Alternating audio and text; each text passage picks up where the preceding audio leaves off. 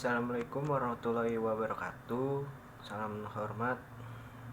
Sebelumnya yang terhormat Ibu Santi Retnosari SE/MSI selaku dosen mata kuliah Manajemen Kinerja dan Kompensasi SDM. Sebelumnya izinkan saya menyampaikan hasil diskusi dari kelompok saya dari kelompok Edulis Menari, yaitu tentang pelatihan atau bisa disebut juga dengan coaching. Yang pertama itu saya masuk ke definisi pelatihan. Coaching atau bisa disebut juga coaching, itu pelatihan coaching adalah sebuah metode pelatihan di mana seseorang individu yang lebih berpengalaman maupun terampil dalam memberikan saran dan juga bimbingan terhadap karyawan. Ini yang dimaksudkan untuk mengembangkan pelatihan itu kemampuan, kinerja, dan juga karir dari seseorang individu. Pelatihan memberikan sebuah kesempatan untuk bertindak sebagai fasilitas guna melakukan komunikasi kinerja secara dua arah. Dan selanjutnya saya akan masuk ke proses pelatihan. Yang pertama ada awareness, coaching yang menentang cara berpikir seseorang, maka dirinya bisa dipertanyakan cara menjadi sadar dan tidak sadar untuk berinteraksi dengan dunia tanpa menggunakan ego. Yang kedua, clarity, itu lewat coaching seseorang individu bisa mengatakan dan menggambarkan masalah nyata secara berfokus pada satu bagian dengan satu waktu dan memisahkan kenyataan dari perasaan. Dan yang ketiga ada choice, coaching memungkinkan seseorang untuk membatasi keyakinan dan juga mengeksplorasi kemungkinannya untuk berubah, sebab coach menciptakan koneksi saraf baru yang mempromosikannya cara berpikir baru dan berperilaku baru. Dan yang keempat ada action, seseorang bisa berkomitmen pada sebuah rencana maupun latihan guna memperbaiki cara berpikirnya dan berperilaku. Hal ini mendukung cara hidup sesuai dengan yang diharapkan. Tujuan pelatihan mencakup beberapa poin.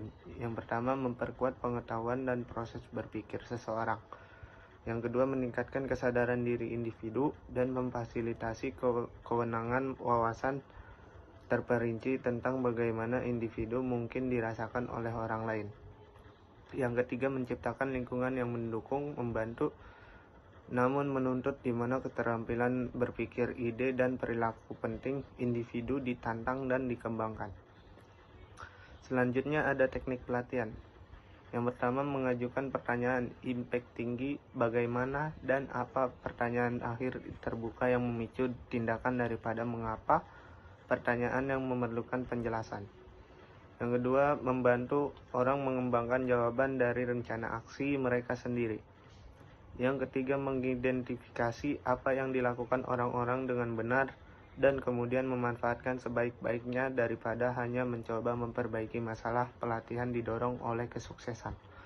Yang keempat, membangun hubungan baik dan kepercayaan, membuat karyawan aman untuk mengungkapkan keprihatinan dan ide-ide mereka.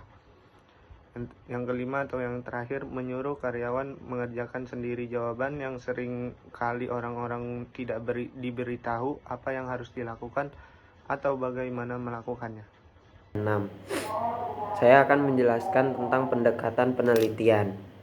Pendekatan penelitian adalah metode yang digunakan oleh coach untuk membantu individu mencapai tujuan mereka. Ada banyak pendekatan coaching yang berbeda, tetapi beberapa yang paling umum diliputi adalah: 1. Pendekatan berpusat pada klien. Coach membantu klien untuk mengidentifikasi apa yang ingin mereka capai dan mengembangkan rencana untuk mencapainya. Pendekatan berpusat pada pendekatan berpusat pada solusi. Coach membantu klien untuk mengidentifikasi hambatan yang menghalangi mereka mencapai tujuan mereka dan mengembangkan strategi untuk mengatasinya. Ketiga adalah pendekatan berfokus pada kinerja. Coach membantu klien untuk mengidentifikasi area di mana mereka dapat meningkatkan dan mengembangkan rencana untuk meningkatkan kinerja mereka. 5. Ada pendekatan transformasional. Coach membantu klien untuk mengidentifikasi keyakinan dan nilai-nilai mereka yang mendasar dan mengembangkan rencana untuk hidup sesuai dengan nilai-nilai mereka. Selanjutnya, mengembangkan budaya pelatihan. Budaya pelatihan adalah budaya yang mengharapkan peninjauan rutin atas kinerja dan umpan balik tepat pada waktunya. Budaya pelatihan juga menetapkan harapan atas umpan balik positif atau perbaikan yang spesifik berdasarkan perilaku dan hasil.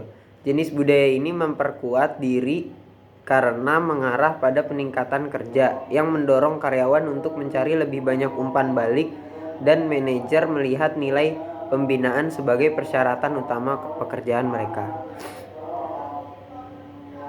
Selanjutnya, keterampilan pelatihan. Pelatihan yang baik adalah yang bertanya dan mendengarkan. Pelatihan akan menjadi paling efektif ketika pelatih memahami bahwa perannya adalah membantu orang untuk belajar dan individu termotivasi untuk belajar. Mereka harus menyadari bahwa tingkat pengetahuan atau keterampilan atau perilaku mereka saat ini perlu ditingkatkan jika mereka ingin melakukan pekerjaannya demi kepuasan mereka sendiri dan orang lain. Untuk melakukan semua ini, pelatih yang baik mempunyai keterampilan mendengarkan, analitis, dan wawancara serta kemampuan untuk menggunakan teknik bertanya, memberi dan menerima umpan balik kinerja, dan menciptakan lingkungan yang mendukung kondusif untuk pelatihan. Kriteria evaluasi kinerja seorang pelatih: yang pertama, menjalani hubungan baik; yang kedua, menciptakan kepercayaan dan rasa hormat; yang ketiga, menunjukkan keterampilan komunikasi yang efektif; yang keempat, meningkatkan kesadaran diri dan pengetahuan diri; yang kelima, menggunakan teknik mendengarkan yang bertanya secara aktif. Selanjutnya, kesimpulan dari materi ini: pelatihan merupakan metode pelatihan yang efektif untuk mengembangkan kemampuan kinerja dan karir individu melalui bimbingan dari seorang yang lebih berpengalaman. Proses pelatihan mencakup peningkatan kesadaran diri, klarifikasi masalah, eksplorasi pilihan, dan tindakan yang konkret. Budaya pelatihan yang baik mengharapkan umpan balik rutin dan spesifik yang mendukung peningkatan kinerja dan motivasi. Pelatihan yang efektif harus memiliki keterampilan mendengarkan, analitis, dan kemampuan yang bertanya yang baik untuk menciptakan lingkungan yang kondusif bagi pembelajaran dan perkembangan. Baik, sekian dari kelompok kami. Jika ada kesalahan, mohon dimaafkan. Wassalamualaikum warahmatullahi wabarakatuh.